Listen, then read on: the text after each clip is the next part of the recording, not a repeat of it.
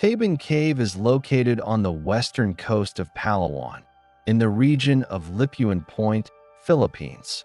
This limestone formation consists of a series of interconnected chambers and rock shelters, with sedimentary layers that span tens of thousands of years.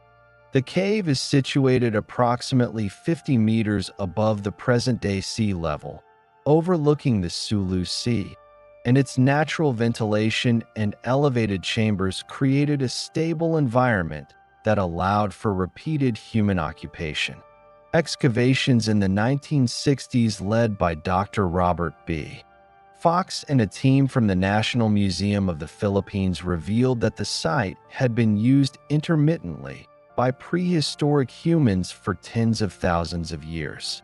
These excavations, conducted over a period of roughly a decade, recovered both skeletal remains and material artifacts, providing a comprehensive record of early human activity in island Southeast Asia.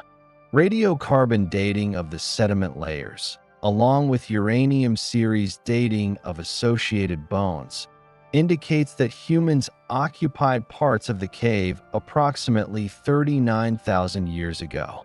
This time frame places the Tabon inhabitants within the late Pleistocene, a period marked by fluctuating sea levels due to glacial cycles.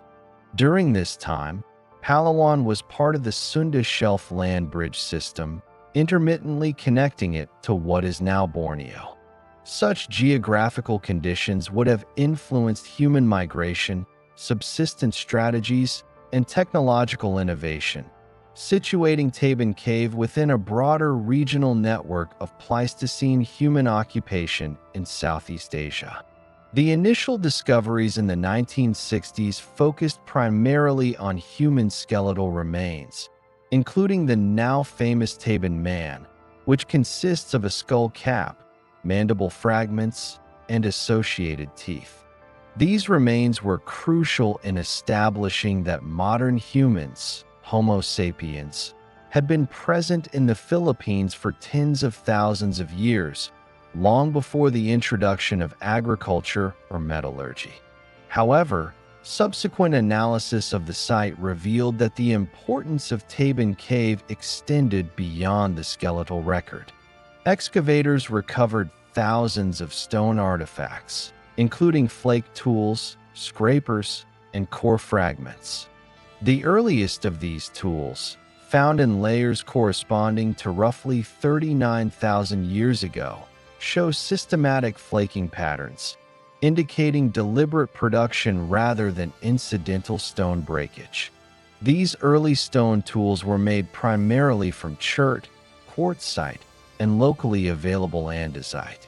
Archaeologists observed that the flakes were struck from prepared cores in a controlled manner, producing sharp edges suitable for cutting, scraping, and piercing. Some flakes exhibit retouched edges, suggesting that they were maintained over time for repeated use. Use-wear analysis conducted in later studies has confirmed that these tools were not limited to processing animal hides or meat. Microscopic examination revealed polish and striation patterns consistent with contact with plant materials, such as rattan, bamboo, and other fibrous vegetation. This evidence supports the interpretation that the Tabon inhabitants were engaged in what has been termed hidden technology, crafting fibers into ropes, bindings, and other implements that leave no direct trace in the fossil record. The discovery of this hidden technology fundamentally redefines our understanding of early human innovation in Southeast Asia. Before these analyses, technological histories of the region emphasized stone tools and later metal artifacts, underestimating the complexity of prehistoric organic technologies. In Tabon Cave, indirect evidence indicates that humans had developed methods for working with plant fibers at least 39,000 years ago. The techniques included scraping fibers with sharpened stone flakes to separate and soften them, twisting them into cordage, and likely using them to bind composite tools or construct containers. These practices represent an advanced understanding of material properties, mechanical principles, and repetitive procedural knowledge, placing Tabon's early humans on par with contemporaneous populations in Africa and Europe in terms of technological sophistication. The stratigraphic record of Tabon Cave also provides insight into the broader subsistence and settlement patterns of its inhabitants. Analysis of faunal remains indicates a mixed diet consisting of terrestrial mammals, shellfish, and fish, demonstrating that Tabon's occupants exploited both coastal and inland resources. The presence of charred shell and plant remains suggests controlled use of fire for cooking and possibly for processing fibers. These findings indicate that Tabon's early humans were not merely passive foragers, but active managers of their environment, selecting materials and habitats to support their technological and subsistence needs. Additionally, the cave's location near Palawan's coast would have facilitated contact and exchange between human populations across the Sunda Shelf. The strategic positioning of Tabon Cave allowed its inhabitants to exploit marine and terrestrial resources efficiently, while also serving as a waypoint in broader networks of movement between islands. This connectivity may have contributed to the development and refinement of technological practices, including fiber processing, that were both locally innovative and part of a larger regional pattern of prehistoric adaptation. The significance of Tabon Cave's early fiber technologies extends to our understanding of behavioral modernity. The ability to manipulate plant materials into functional items implies planning, procedural knowledge, and the capacity for abstract thought, key characteristics of modern human cognition. The preparation of fiber, twisting into cordage, and the possible use of these fibers for composite tools indicate that these Pleistocene humans were capable of solving practical problems in systematic ways. In this sense, the hidden technology of Tabon Cave provides a rare and direct line of evidence for advanced material culture in prehistoric island Southeast Asia. Following the initial excavations and skeletal discoveries in Tabon Cave, attention shifted to the material artifacts that documented the technological practices of its occupants. The sediment layers corresponding to approximately 39,000 years ago contained a substantial assemblage of stone tools, which provided insight into the daily survival strategies of early humans in Palawan. These tools, primarily made from locally available raw materials such as chert, andesite, and quartzite, consisted of flake tools, cores, scrapers, and small retouched fragments. The systematic production and use of these implements indicate a consistent and organized approach to toolmaking, reflecting cognitive capabilities and technological understanding that extended beyond immediate subsistence needs. The flake tools recovered from these layers were generally small, averaging between 3 and 7 centimeters in length, and exhibited sharp, carefully prepared edges. Analysis of flaking patterns demonstrates that the cave inhabitants employed controlled percussion techniques, striking cores at specific angles to detach flakes of desired shape and size. The presence of multiple flakes struck from the same core suggests a planned reduction strategy, rather than incidental or opportunistic flaking. Retouching along the edges of these flakes, evident as small, continuous removals, indicates that tools were maintained over time, possibly to preserve functionality for repeated tasks such as cutting, scraping, or piercing.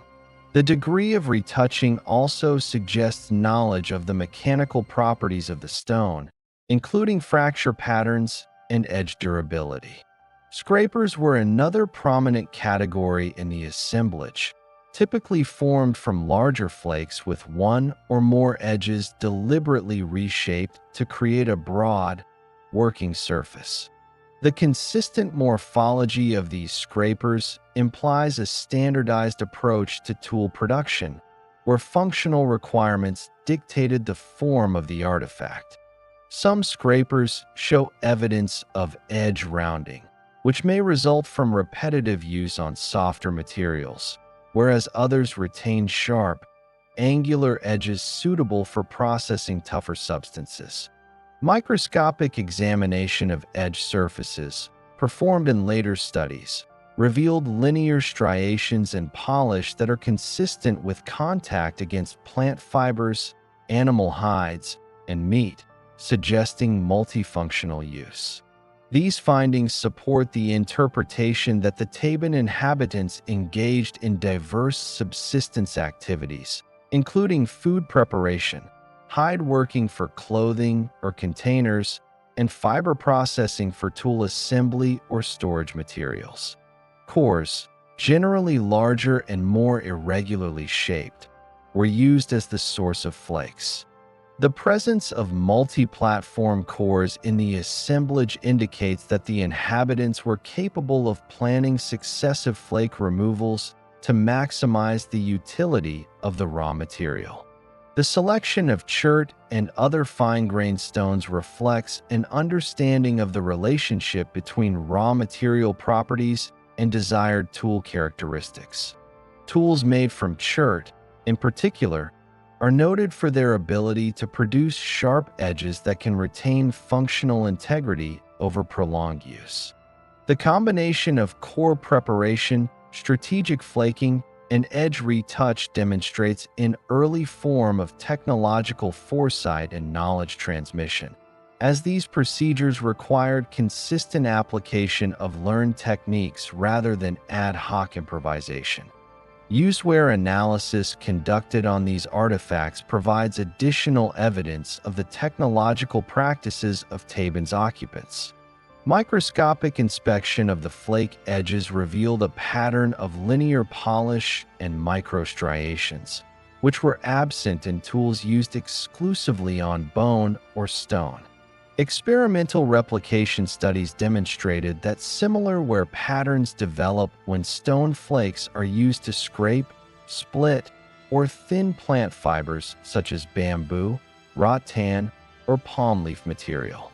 This indirect evidence supports the hypothesis that Tabon Cave inhabitants were processing plant fibers to produce functional items, including cords, bindings, and potentially woven containers. The lack of surviving organic materials is attributable to the humid tropical environment of Palawan, where cellulose-based materials rapidly decompose.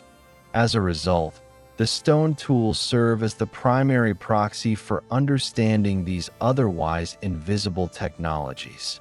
The functional diversity of the tools suggests that they were employed across multiple tasks within the subsistence economy.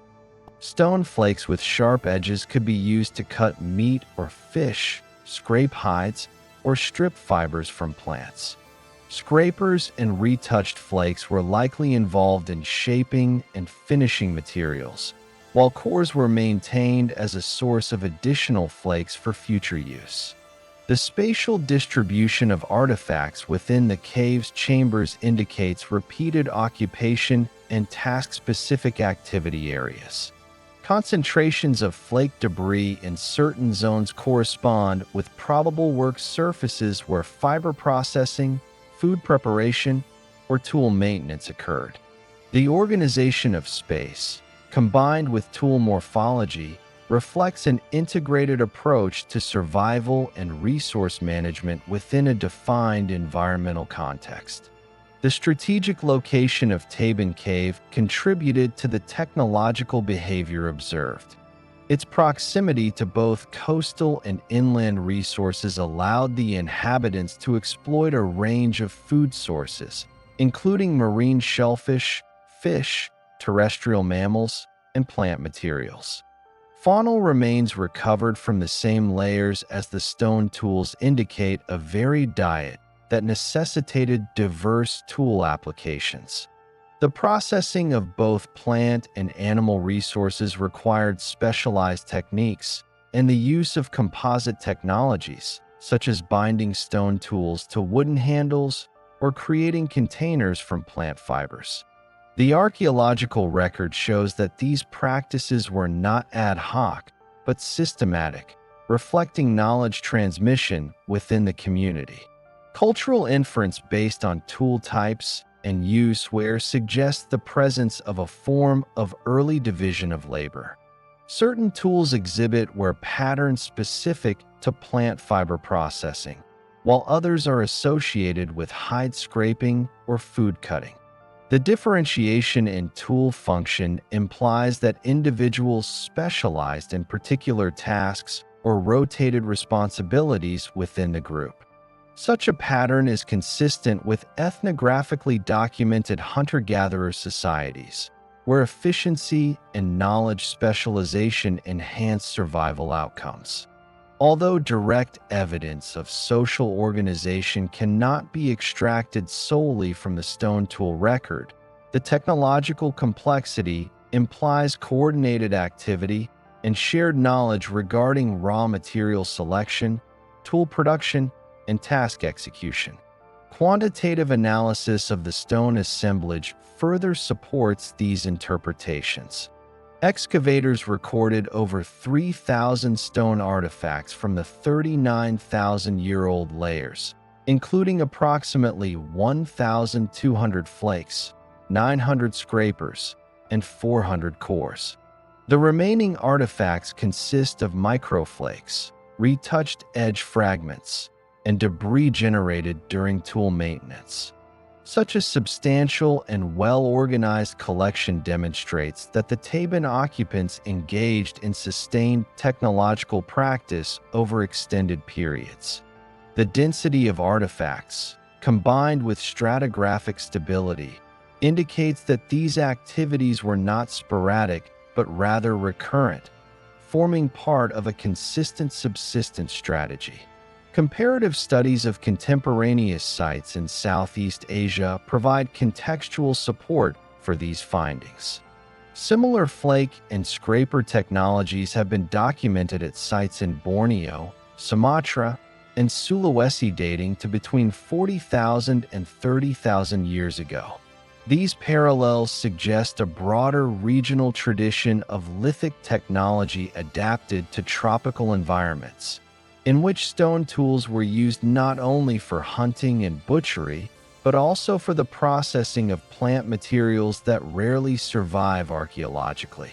The Tabon Cave assemblage is distinctive, however, for the degree of inferred fiber processing, representing one of the earliest known examples of composite technology in island Southeast Asia. The spatial and temporal distribution of artifacts within Tabon Cave layers also permits the reconstruction of chronological sequences of technological activity. Tools from lower layers, dated to roughly 39,000 years ago, display simpler flaking patterns and less frequent retouch compared to upper layers, which show refinement in edge preparation and more systematic core reduction. This trend indicates technological continuity and incremental innovation, reflecting the refinement of production methods over multiple generations. The evidence suggests that knowledge of toolmaking and material processing was transmitted within the group, reinforcing the notion of cultural stability and technological learning. The silent tools of Tabon Cave thus document a complex interaction between human cognition, environmental adaptation, and material culture. They demonstrate that 39,000 years ago, the occupants had achieved a level of technical competence that extended beyond immediate survival. The combination of controlled flaking, edge retouch, core maintenance, and inferred fiber processing constitutes a coherent technological system.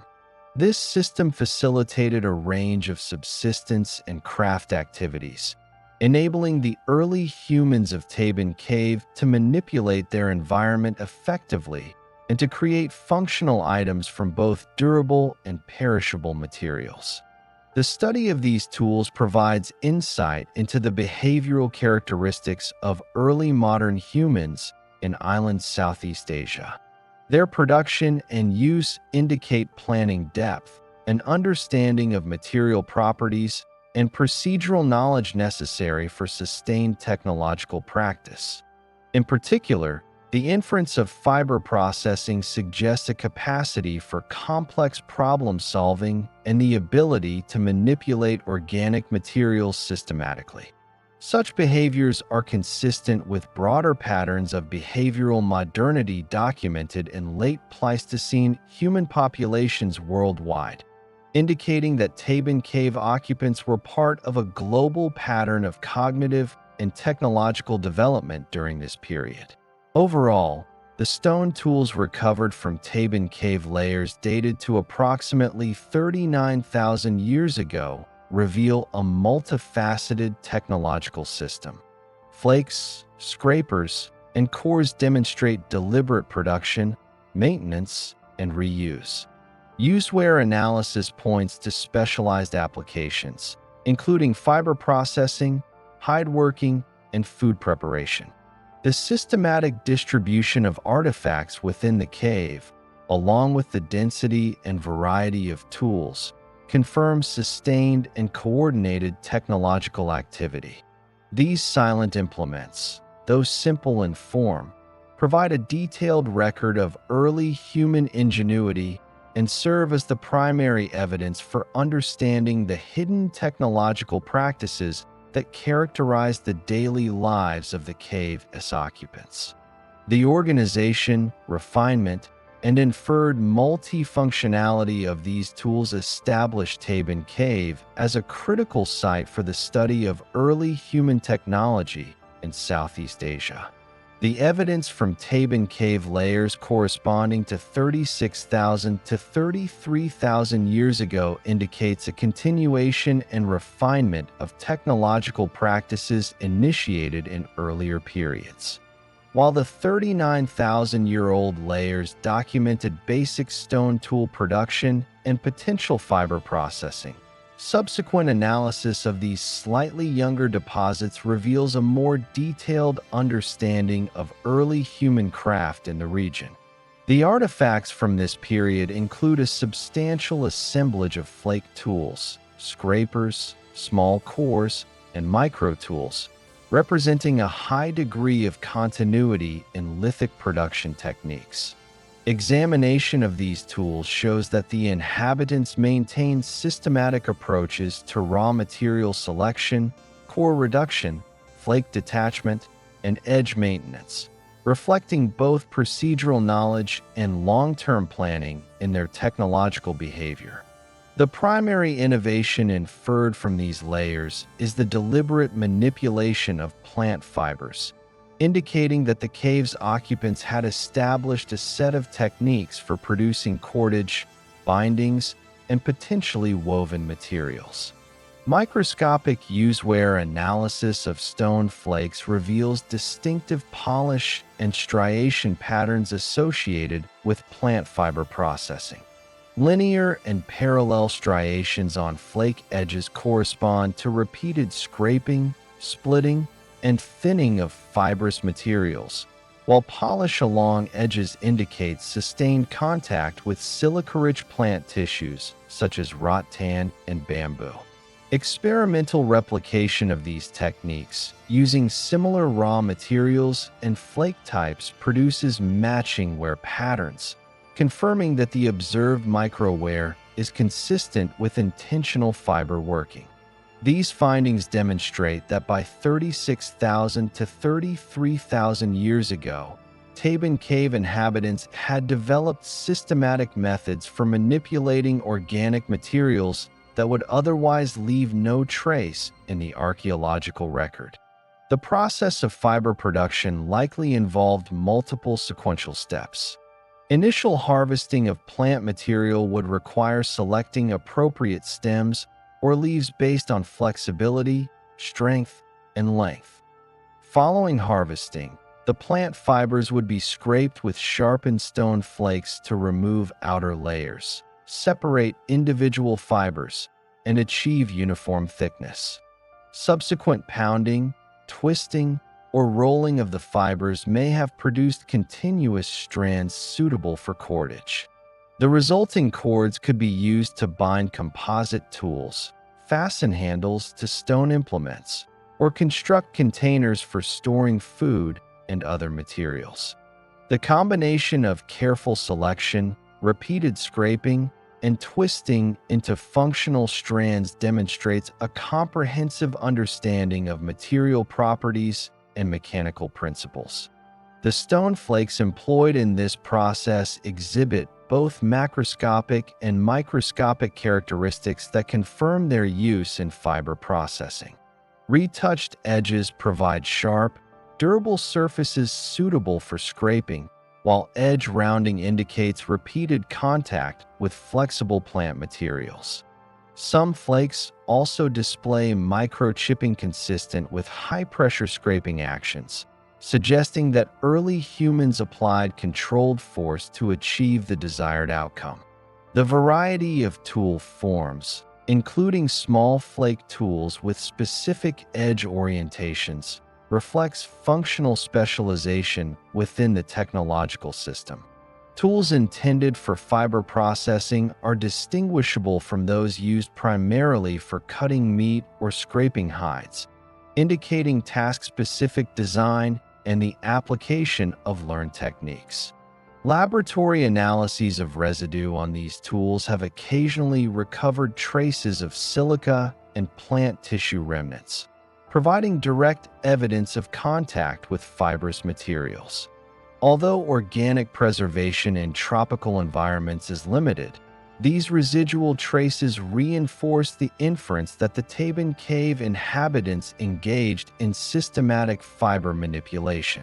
Combined with experimental replication and a detailed useware study, the residue analysis supports a reconstruction of early fiber technology as a coherent practice that integrated material selection, tool use, and procedural knowledge. The presence of fiber processing implies a broader technological and social context.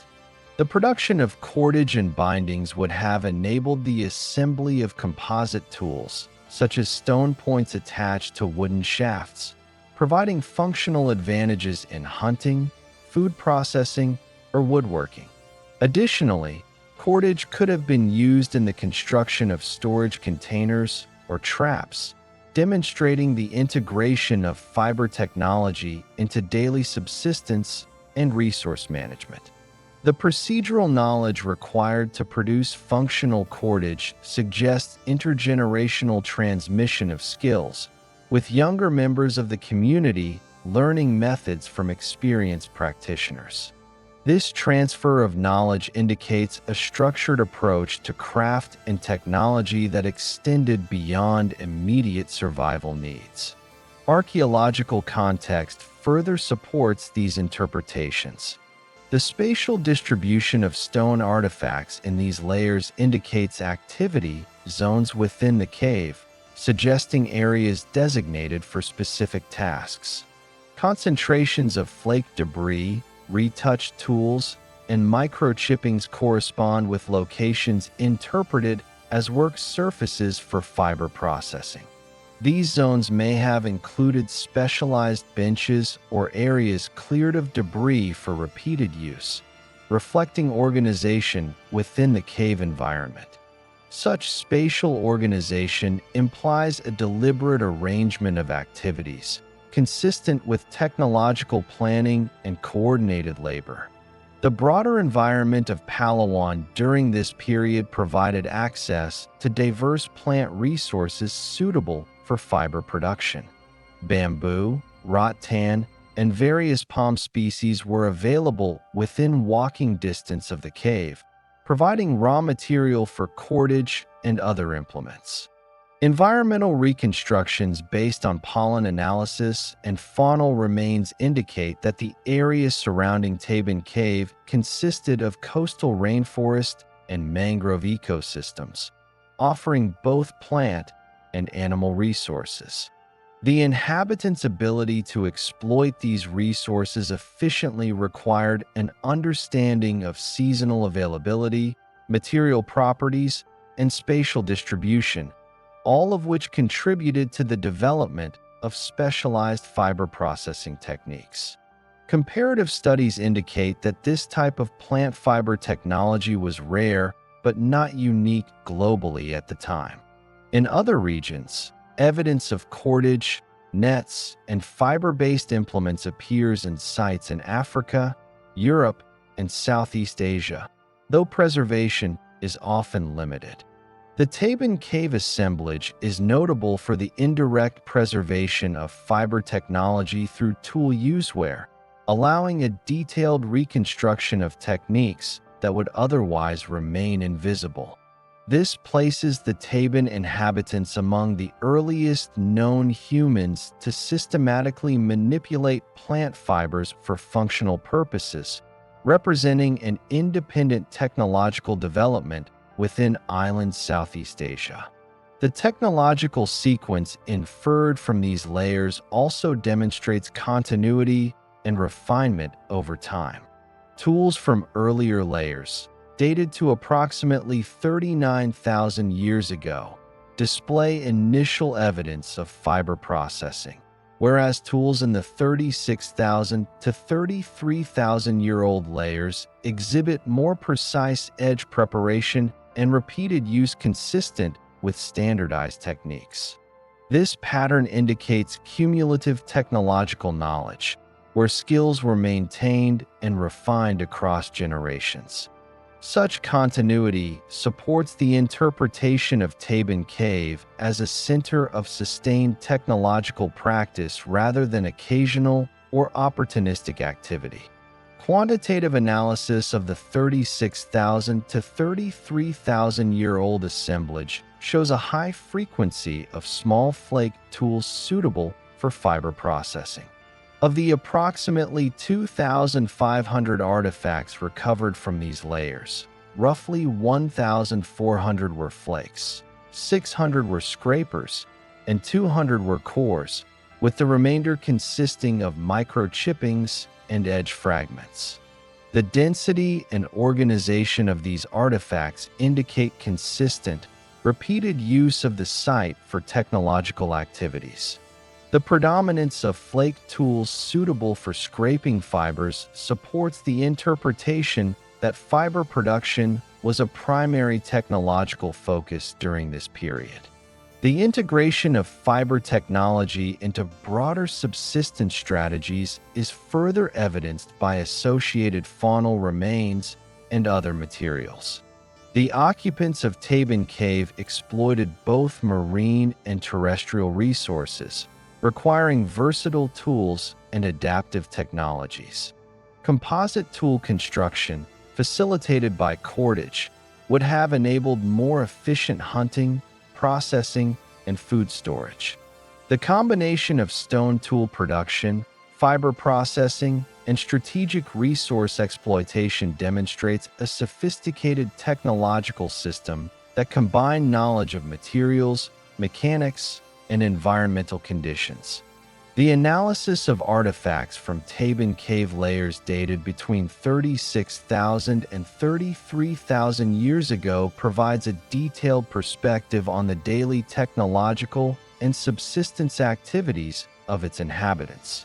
These humans lived in a tropical environment dominated by coastal rainforest, mangrove systems, and nearby marine resources, which together shaped the organization of labor and the development of material culture.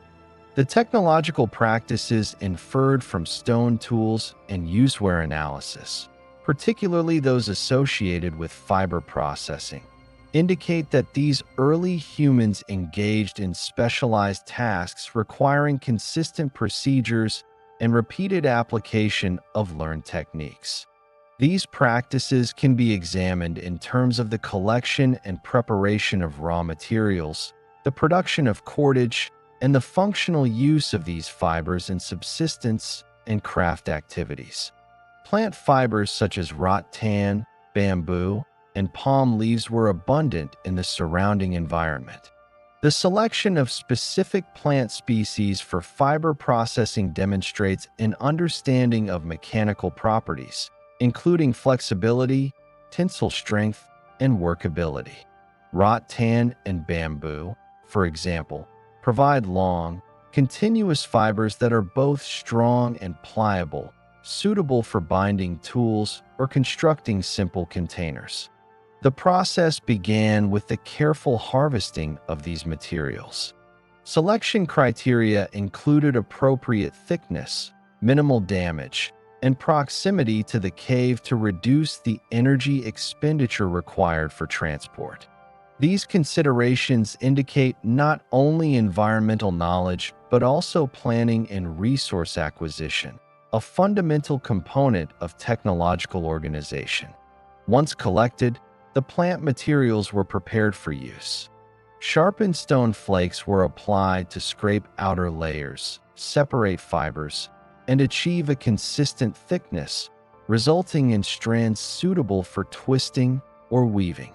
Experimental replication of similar techniques demonstrates that this process requires sustained precision, control of applied force, and sequential application of methods to produce usable cordage.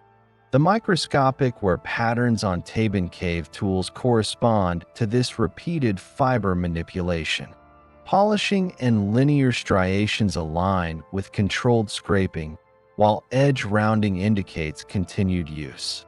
The systematic nature of these operations suggests that early humans understood the properties of organic materials and could apply consistent methods to manipulate them effectively.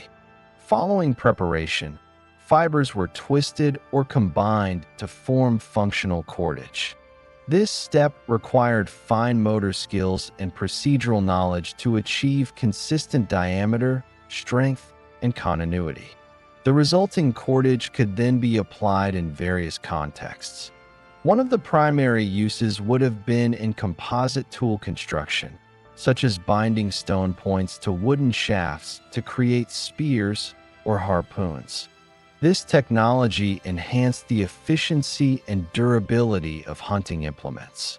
Additionally, cordage could have been employed to produce containers or mats, to secure food items, or to construct simple traps or nets. The integration of fiber technology into these functional applications demonstrates the ability of Tabon Cave inhabitants to translate raw material knowledge into practical solutions for daily subsistence and task efficiency. The organization of labor in these activities can be inferred from the functional differentiation of stone tools and the spatial distribution of debris within the cave. Flakes and scrapers exhibiting where patterns indicative of fiber processing are concentrated in certain areas, suggesting dedicated work zones for cordage production. Tools used for butchery, hide processing, or food preparation are located in separate areas, indicating a level of task specialization. This distribution implies coordinated activity among individuals or groups, with different members potentially responsible for specific stages of technological production. Such an arrangement would have facilitated efficiency and knowledge transfer within the group, reinforcing the persistence and refinement of techniques across generations. Subsistence practices were closely linked to these technological operations. Analysis of faunal remains in the same layers reveals the consumption of both terrestrial and aquatic resources, including fish, shellfish, small mammals, and birds. Stone tools were employed in the processing of these resources, with flakes and scrapers used to cut, clean, and prepare food items. Cordage produced from plant fibers likely contributed to food storage and processing, serving as bindings for containers or as structural components of simple traps.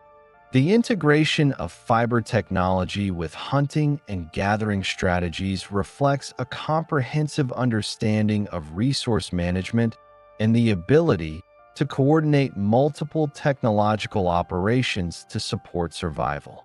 The labor involved in fiber production would have been time-intensive and required coordination. Harvesting, scraping, and twisting fibers involves sequential procedures, with each stage dependent on the completion of the previous one. The presence of multiple tools suitable for fiber manipulation in the assemblage suggests that these tasks were carried out by multiple individuals simultaneously or in rotation, enabling larger quantities of cordage to be produced. This pattern indicates an organized division of labor based on skill and task complexity. The transmission of knowledge related to fiber processing would have been essential for maintaining this technological system, requiring repeated instruction and practice over successive generations. The stone tools associated with fiber production also demonstrate continuity and refinement over time. The application of cordage extended beyond tool assembly. Evidence suggests that early humans in Tabon Cave may have produced nets or simple weaving constructs, enabling more efficient fishing or the collection of small animals. While direct organic preservation is absent, indirect evidence from where patterns, tool types, and spatial organization supports this interpretation. These technological practices indicate an ability to manipulate materials in three-dimensional space, requiring coordination, attention to detail, and understanding of mechanical principles. The production of cordage and potential netting demonstrates a level of technological sophistication that contributed directly to subsistence efficiency.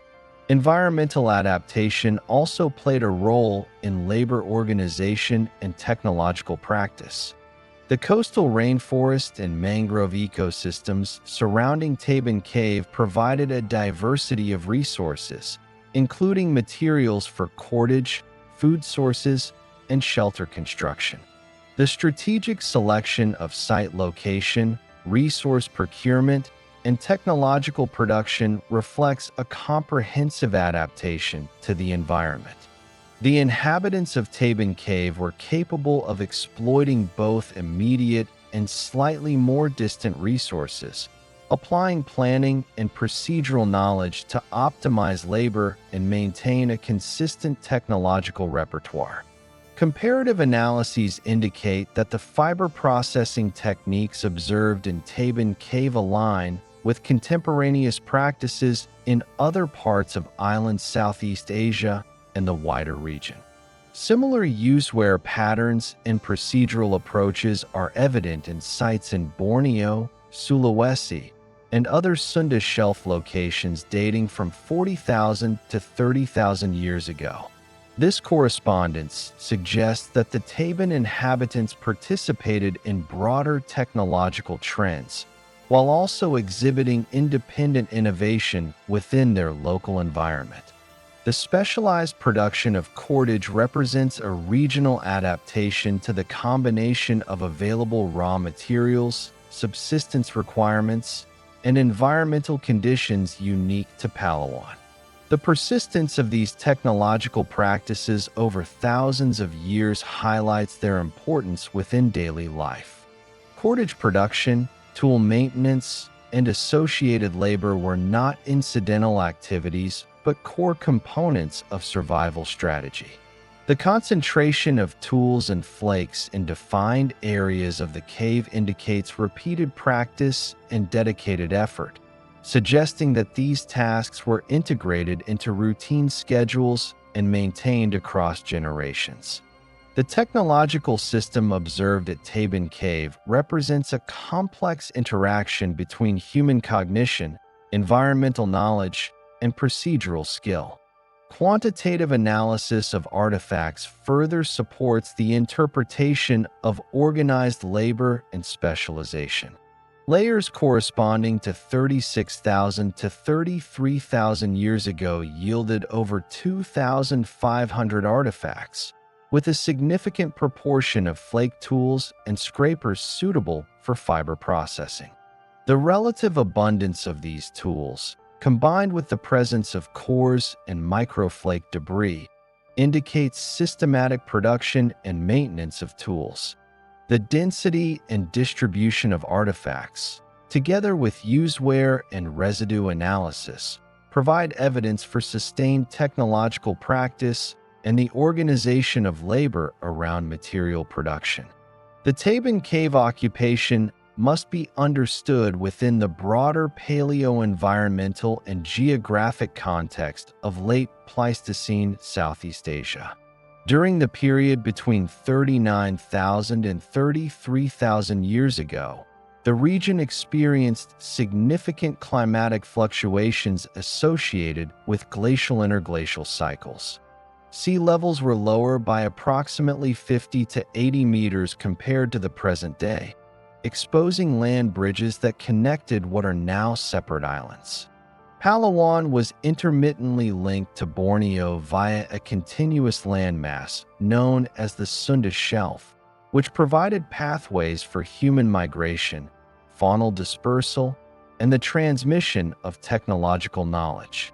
These land connections positioned Palawan as a corridor between continental and insular ecosystems, facilitating both the exploitation of diverse resources and the diffusion of innovation.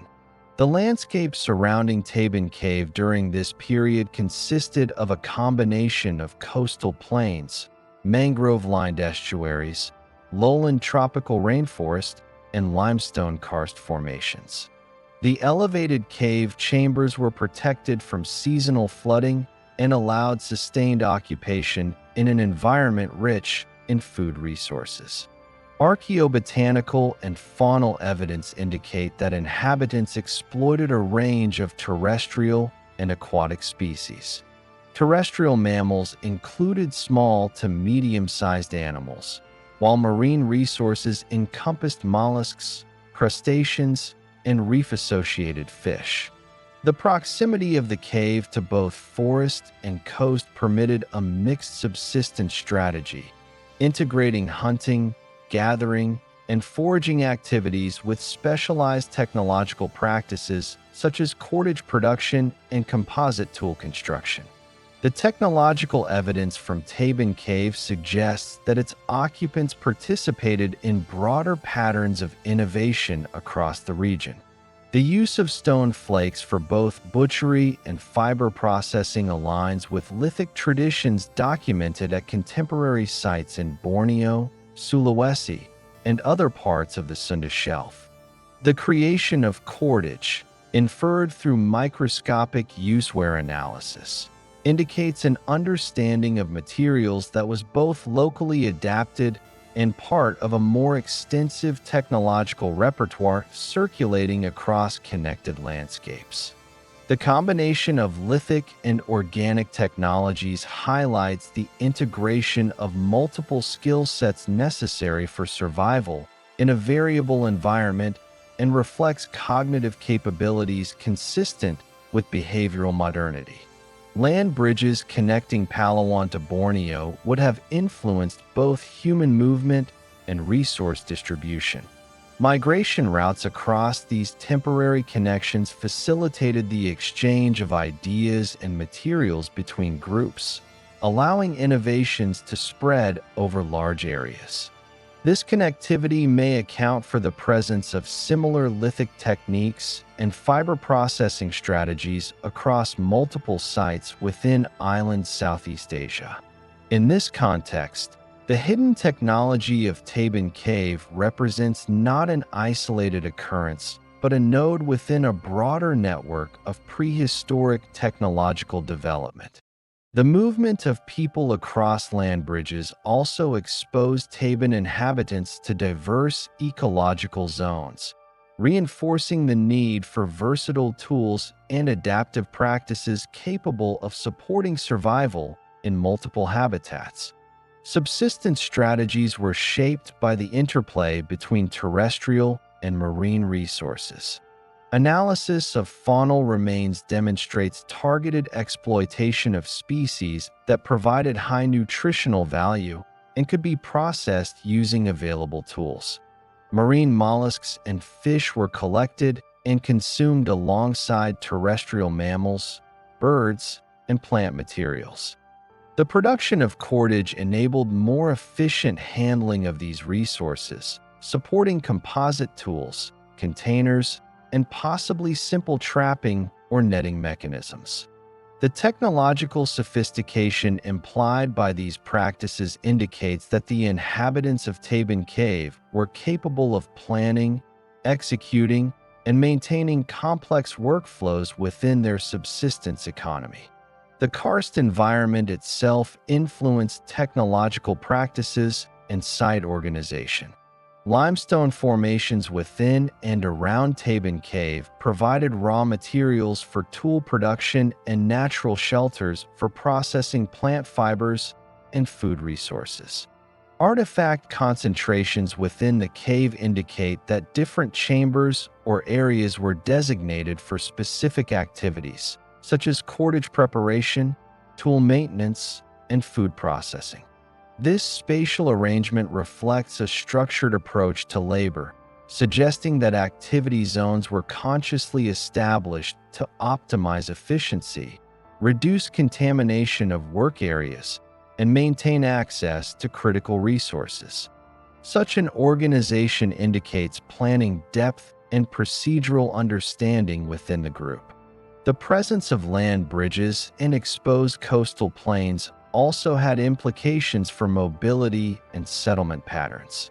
Groups occupying Palawan during this period could exploit multiple ecological niches, moving between inland forests and coastal zones in response to seasonal resource availability. This mobility required tools that were versatile, durable, and easily transportable. Stone flakes, scrapers, and prepared cores served as multi-purpose implements, while cordage enabled the construction and repair of composite tools necessary for hunting, gathering, and processing diverse resources. The integration of these technologies reflects adaptive strategies designed to optimize survival in a landscape shaped by fluctuating environmental conditions. Comparative analysis with contemporaneous Southeast Asian sites demonstrates regional patterns of technological diffusion. Similar lithic assemblages and inferred fiber technologies have been documented in Borneo and Sulawesi, indicating that the processes observed at Tabon Cave were part of a broader tradition of material innovation. The refinement of tool production techniques over time, combined with consistent use-wear evidence, suggests that knowledge was systematically transmitted within and between groups. This continuity implies that Tabon Cave was both a locus of local technological innovation and a participant in a network of exchange and cultural transmission spanning the Sunda Shelf. The ecological context further influenced the development of hidden technologies. The availability of fibrous plants, coastal resources, and diverse terrestrial fauna created selective pressures favoring versatile technological practices. Cordage production, composite tool construction, and organized labor arrangements were adaptive responses to these pressures, enabling efficient exploitation of available resources. The integration of organic and lithic technologies illustrates a sophisticated understanding of material properties, functional requirements, and procedural sequences necessary to achieve practical outcomes. The technological system in use at Tabon Cave represents a deliberate and coordinated response to environmental constraints, rather than ad hoc or opportunistic activity. The landscape connectivity provided by land bridges also had implications for population dynamics. Groups in Palawan would have been capable of seasonal or occasional interaction with populations in Borneo, facilitating gene flow, cultural exchange, and the transmission of technological knowledge. This connectivity may have contributed to the standardization and refinement of tool forms and fiber processing techniques observed at Tabon Cave. The ability to maintain and improve technological practices across multiple generations in a dynamic and connected environment demonstrates both the resilience and adaptability of these early human populations. Archaeological data from faunal and floral remains provide additional insight into the adaptive strategies employed. The selection of shellfish from tidal flats, fish from coastal waters, and mammals from forested inland areas required a combination of mobility, observation, and technological support. Cordage and composite tools would have facilitated the handling and processing of these resources, while stone flakes provided multifunctional implements for cutting, scraping, and modifying organic materials.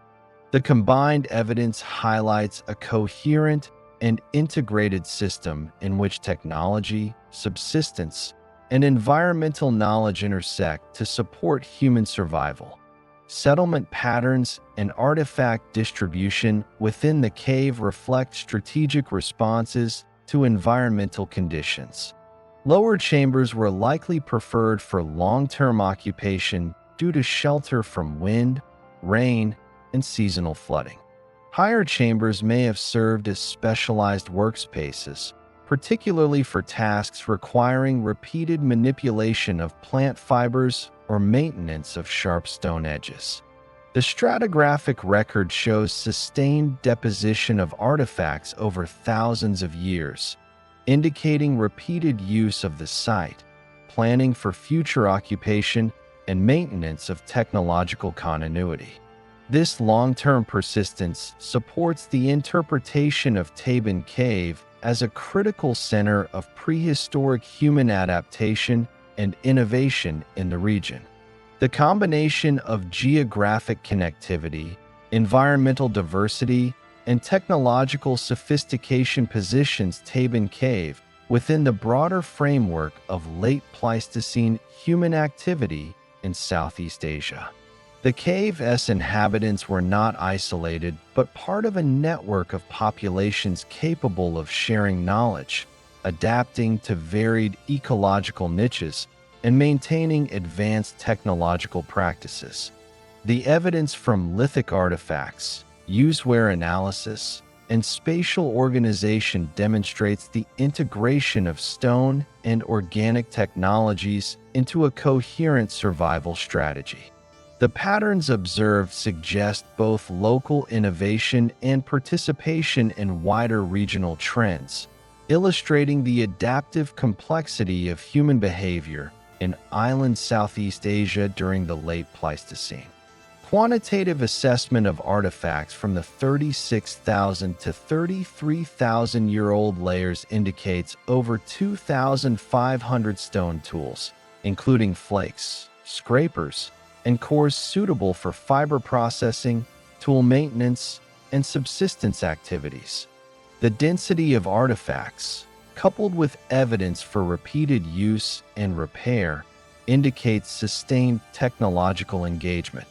The combination of environmental adaptation, procedural knowledge, and strategic planning reflects a structured technological system capable of supporting human groups across multiple seasons and ecological contexts. The integration of lithic and fiber-based technologies within a connected landscape demonstrates the sophisticated adaptive strategies employed by the inhabitants of Tabon Cave and situates the site within the broader paleogeographic and technological context of Southeast Asia. The study of Tabon Cave's technological record reveals a notable discrepancy between the durable stone artifacts and the ephemeral organic materials that were integral to their use. By examining the layers dating from 39,000 to 33,000 years ago, it becomes evident that much of the technological innovation involved plant fibers, cordage, and composite constructions, elements that rarely survive in tropical environments. The climate of Palawan, characterized by high humidity, periodic rainfall, and acidic soils, accelerates the decomposition of cellulose and other plant-based materials. Consequently, while stone flakes, cores, and scrapers remain in situ, the cords, bindings, nets, and woven containers they once supported have long since decayed, leaving only indirect evidence of their production and use. This invisibility presents challenges in reconstructing the full scope of Tabon Cave technology. Stone artifacts alone cannot provide a complete picture of the functional capabilities or material culture of its inhabitants. The recovery of where patterns, residue traces, and spatial organization within the cave is essential for inferring the presence and nature of now-absent organic tools. Use-where analysis demonstrates linear striations and edge rounding consistent with fiber processing. Experimental replication using similar stone tools and local plant species such as rattan, bamboo, and palm leaves produces equivalent microscopic wear, confirming the intentional manipulation of fibrous materials. Such indirect evidence is critical for reconstructing the technological practices that otherwise left no durable record. The distinction between stone-based and organic technologies in the archaeological record illustrates a broader phenomenon in tropical Pleistocene contexts. Organic materials are inherently perishable and require specific conditions for preservation, such as arid climates, anaerobic sediments, or rapid mineralization. In Palawan, none of these preservation conditions were present over extended periods. Fibrous tools, woven containers, and cords would have decomposed within decades or centuries after use, leaving stone tools as the only surviving indicators of technological behavior. The absence of organic materials, therefore, does not indicate the absence of technological complexity.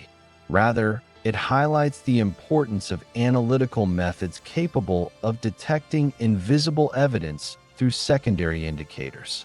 Residue analysis provides an additional layer of insight into these vanished technologies.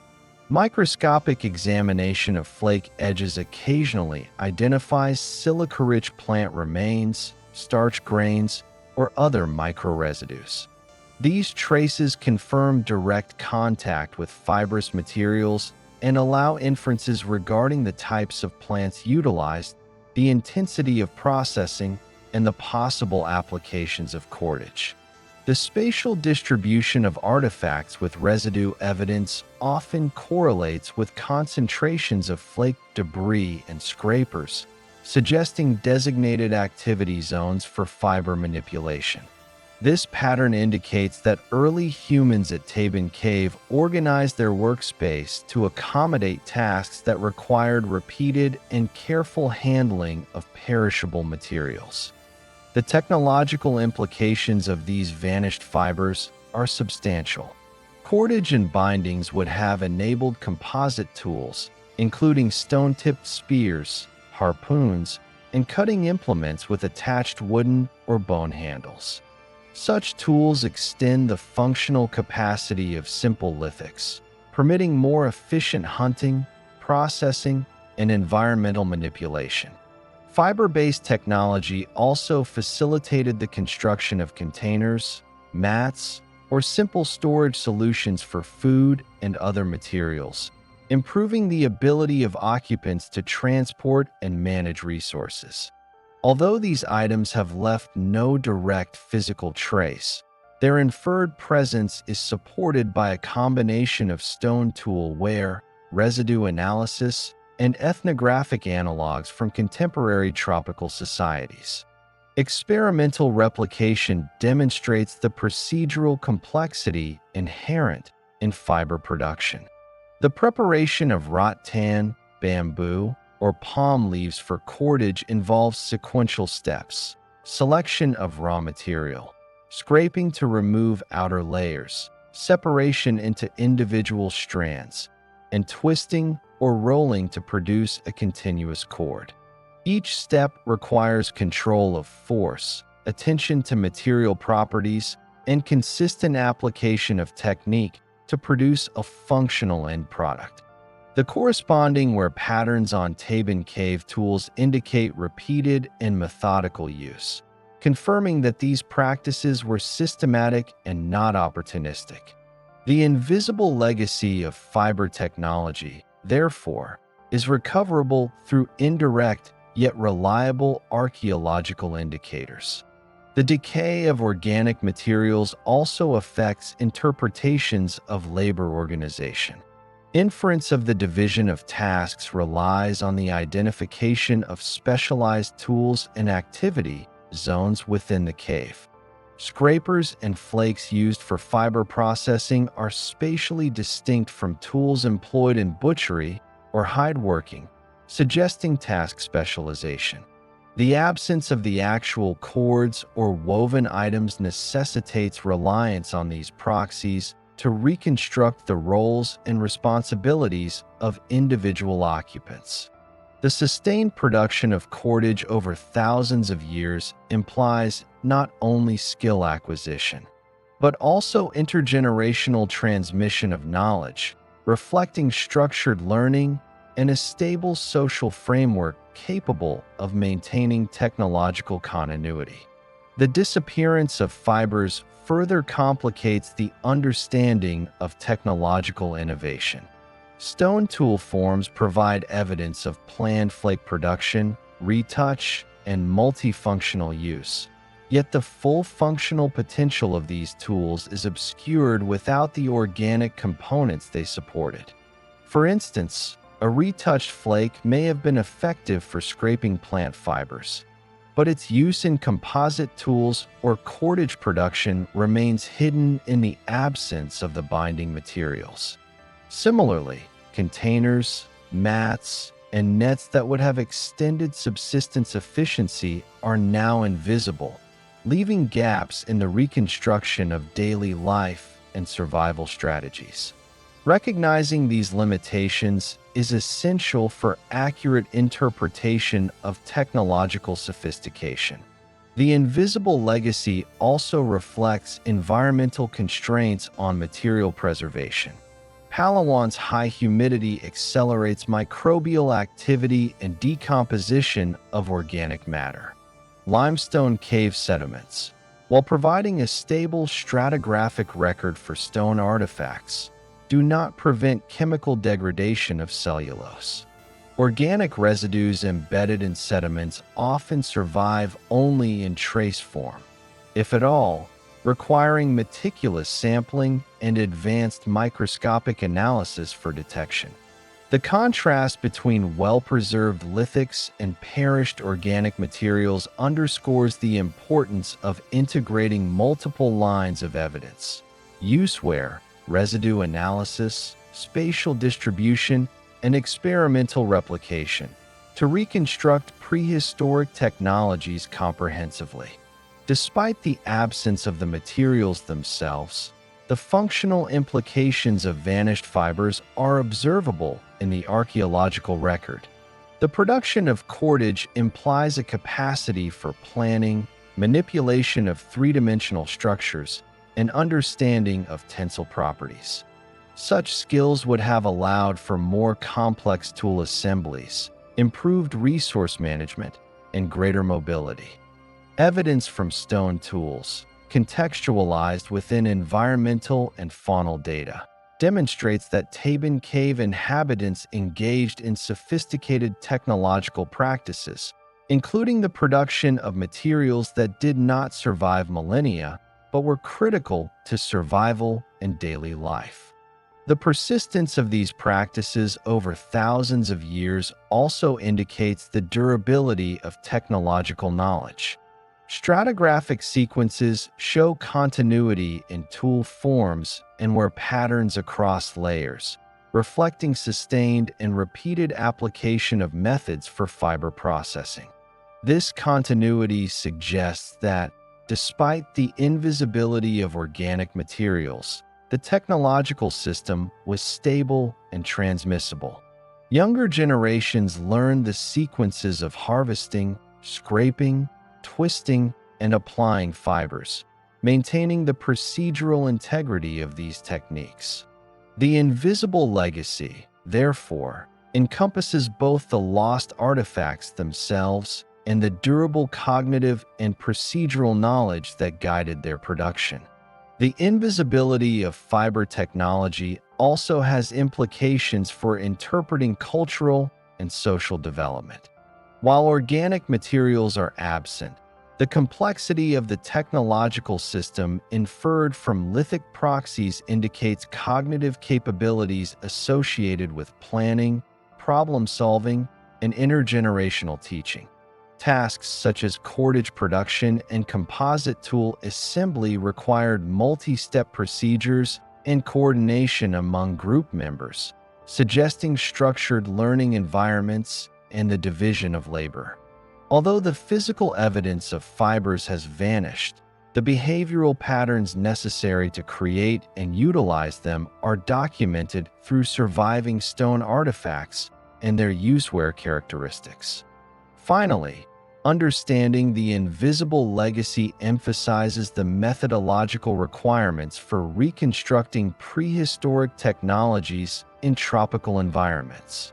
Archaeologists rely on detailed microwear analysis, residue studies, and experimental archaeology to interpret the function of stone tools and the perishable technologies they supported. Stratigraphic integrity, precise documentation of artifact location, and comparative studies across sites enhance the reliability of these reconstructions. Through these methods, it becomes possible to infer the presence of fibers, bindings, nets, and containers that were integral to the daily life of Tabon Cave inhabitants, despite the complete absence of the organic materials themselves. The evidence from Tabon Cave, spanning 39,000 to 33,000 years ago, provides insight into the technological and cognitive capabilities of early modern humans in the Philippine archipelago. The combination of lithic artifacts, spatial organization, residue analysis, and inferred fiber-based technologies demonstrates a systematic approach to problem-solving, planning, and material manipulation. These behaviors reflect behavioral modernity, encompassing foresight, task organization, and intergenerational knowledge transfer. The technological practices reconstructed from Tabon Cave illustrate a comprehensive understanding of both durable and perishable materials, indicating that its occupants were capable of creating functional tools and systems adapted to a dynamic environment. The cognitive dimension of Tabon Cave technology is apparent in the procedural consistency observed across thousands of stone artifacts. The production of flakes, scrapers, and cores followed repeatable reduction sequences, suggesting a planned approach to tool manufacture. Retouched edges were maintained through recurrent sharpening, and where patterns demonstrate their specific functional use, particularly in the manipulation of plant fibers. Experimental replication confirms that achieving consistent edge form and functionality requires sustained attention, motor coordination, and procedural understanding. The cognitive processes evident in these activities indicate deliberate action rather than random or opportunistic behavior. Fiber technology, reconstructed indirectly through use-wear and residue analysis, provides further evidence of advanced cognitive capability. The preparation of plant fibers involved multiple sequential operations, including harvesting, scraping, separating strands, twisting, and combining fibers into functional cordage. Each step required knowledge of material properties, precise application of force, and consistency to produce usable products. The integration of these fibers into composite tools, containers, and potentially simple nets demonstrates that the inhabitants of Tabon Cave were able to plan and execute multi-step processes with functional outcomes. Such operations necessitated the anticipation of material behavior, indicating an understanding of cause and effect relationships. The social dimension of Tabon Cave technology is evident in the inferred division of labor and knowledge transmission. Concentrations of artifacts suggest activity zones dedicated to specific tasks, including tool production, fiber processing, and subsistence-related work. Task specialization implies that different members of the group were responsible for distinct stages of technological production. The production and maintenance of cordage and composite tools would have required coordinated effort, including training of younger members in procedural sequences. Intergenerational transfer of knowledge ensured continuity and refinement of techniques over thousands of years, demonstrating a structured social framework supporting technological persistence. Subsistence strategies at Tabon Cave were closely integrated with technological practices. Analysis of faunal remains indicates exploitation of both terrestrial and marine resources, including small mammals, birds, fish, and mollusks. The use of cordage and composite tools enabled more efficient hunting, processing, and storage of these resources. Stone tools provided multifunctional capabilities, serving as cutting, scraping, and shaping implements. The coordination of tool production, fiber manipulation, and subsistence activity reflects a coherent technological system in which cognitive planning, environmental knowledge, and functional requirements intersect to support survival. Spatial organization within the cave further illustrates deliberate structuring of labor. Activity zones were established for specific tasks, with areas designated for fiber processing, tool production, and food preparation.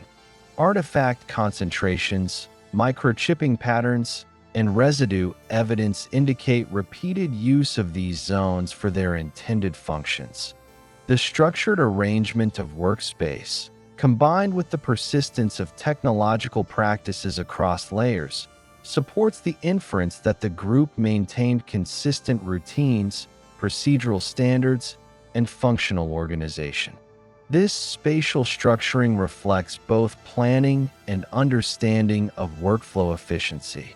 The technological practices of Tabon Cave inhabitants are consistent with broader patterns observed in late Pleistocene Southeast Asia. Comparative studies from sites in Borneo, Sulawesi, and other parts of the Sunda Shelf demonstrate similar lithic reduction sequences, composite tool use, and fiber processing techniques. The presence of consistent microwear patterns and procedural similarities across these sites suggests regional dissemination of technological knowledge and parallel adaptation to comparable environmental conditions. Tabon Cave occupies a critical position within this regional network, representing an example of localized innovation within a broader context of human adaptation and technological exchange. Evidence of composite tool use underscores the capacity for abstract reasoning and material understanding. Stone points affixed to wooden shafts required precise attachment using cordage, reflecting knowledge of mechanical properties, tension, and binding techniques. The use of cordage for containers, mats, or simple trapping mechanisms demonstrates an understanding of functional design principles, including durability, flexibility, and load-bearing capacity. Such integrated technological systems require not only practical skill, but also cognitive anticipation of outcomes, illustrating the capacity for planning and problem-solving inherent in these populations. The invisible nature of organic materials such as cordage, nets, and woven items does not diminish their technological significance. The preservation of procedural knowledge through wear patterns, residue traces, and spatial artifact distribution allows reconstruction of functional behaviors that were critical to survival. The interaction of stone and organic technologies reflects a sophisticated understanding of material properties, functional requirements, and procedural sequence. These capabilities indicate that Tabon Cave occupants engaged in deliberate, structured, and transferable practices that supported both subsistence and technological innovation. Environmental adaptation played a central role in shaping these technological practices. The coastal rainforest and mangrove ecosystems surrounding Tabon Cave provided a diversity of plant and animal resources. Technological solutions were developed to exploit this diversity effectively, including tools for processing plant fibers, composite hunting implements, and containers for storage and transport. The integration of these technologies illustrates an adaptive strategy that combined environmental knowledge with procedural skill. The consistency of practices across multiple layers indicates that these solutions were not transient, but maintained over extended periods to meet ecological challenges. Quantitative analysis of artifact assemblages from 36,000 to 33,000 years ago demonstrates a high level of technological engagement. Of over 2,500 stone artifacts recovered, more than half were flakes and scrapers directly associated with fiber processing functions. Edge retouch, polish, and microchipping provide evidence for repeated use and maintenance, reflecting structured workflows and functional optimization.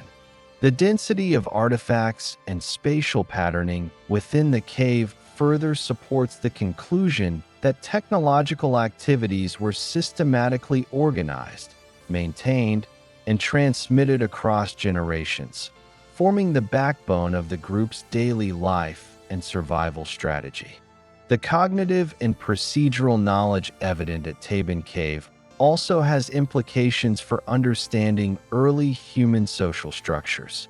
The necessity of producing cordage, maintaining composite tools, and coordinating subsistence activities implies social learning, apprenticeship, and communication. Skill acquisition required observation, practice, and adherence to procedural standards, suggesting that group members participated in structured learning environments. The persistence of these practices over thousands of years indicates stable social frameworks capable of supporting technological continuity, knowledge retention, and refinement of skills across generations. Comparisons with contemporary ethnographic data from Southeast Asia provide additional insight into functional continuity. Modern practices of fiber processing, weaving, and composite tool production reflect procedural principles similar to those inferred from Tabon Cave, although specific materials and contexts differ. These analogs allow researchers to infer plausible methods, sequences, and functional applications of perishable technologies in the Pleistocene context. Such comparisons reinforce the interpretation of Tabon Cave as a site where cognitive, technological, and environmental knowledge intersected to produce integrated systems of practical innovation. The integration of lithic and organic technologies, environmental adaptation, and intergenerational knowledge transmission illustrates the overall sophistication of Tabon Cave inhabitants. The ability to anticipate material behavior, plan multi-step procedures, and organize labor reflects complex cognitive capacities. These capacities enabled the production of technologies that were functional, transferable, and adaptable to changing conditions. The technological repertoire of Tabon Cave demonstrates that early modern humans in the Philippines possessed the skills, knowledge, and foresight required to manipulate both visible and invisible materials effectively, supporting a stable subsistence system over tens of thousands of years. The study of Tabon Cave technology also highlights the importance of methodological approaches in archaeology. Useware analysis, residue identification, experimental replication, and stratigraphic interpretation provide converging lines of evidence for reconstructing perishable technologies.